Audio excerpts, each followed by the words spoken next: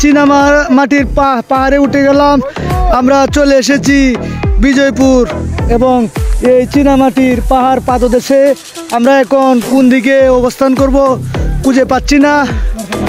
এই যে দেখছেন আমাদের মোহাম্মদিয়া এবং বিজয় হাসপাতালের ব্যবস্থাপক পরিচালক জনাব মুস্তফা ভাই, উনি সবাইকে সহযোগিতা করছে এবং তার লোকজন কোথায় আছে সে খুঁজতেছে। এই যে আমরা পাহাড়ের পাদদেশে চলে আসলাম। দেখেন এদিকে সুন্দর কি পটভূমি, আমাদের ফসলের মাঠ। আসলেই জায়গাটা অনেক সুন্দর এবং এই দর্শনীয় স্থান আরও তো রয়ে গেছে। আপনাদেরকে সবাইকে আস্তে আস্তে দেখাবো। এই যে দেখেন মানুষ যাচ্ছে এখানে। এই পাহাড়ের পাদদেশে চিপা চাপায় উঁচা নিচা টেলা বেহে মানুষ আনন্দ ভ্রমণ করে এবং নিজেকে আসলে ধন্য মনে করে। এটাই বিজয়পুরের সৌন্দর্য।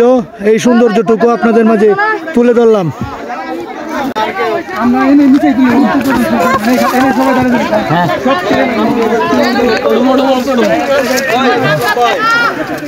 আমরা চলে এসেছি দুর্গাপুর বিজয়পুর চীনামাটির পাহাড়ে, যে পাহাড় নিয়ে আমরা অনেক জল্পনা কল্পনা করি। আজকে আমরা এসে গেছি আসলেই বাস্তবে। দেখেন এই যে চীনামাটির সাদা মাটির পাহাড়, আপনারা সাদা মাটি দেখতেছেন।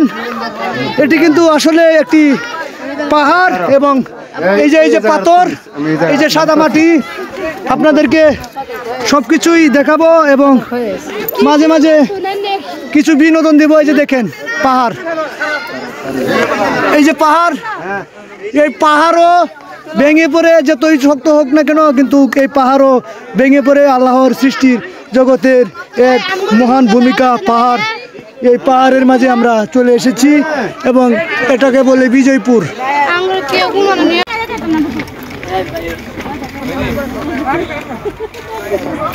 এই যে সাবধানে মামুনিরা, সাবধানে। গাছ ধরে লাও, গাছ ধরে লাও। তুমি দেখেছো কে?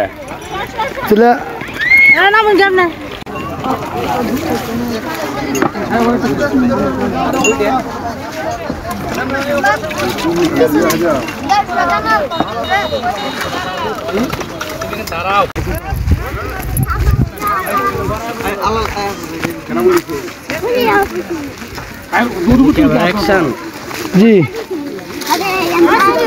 এই যে দেখছেন আমাদের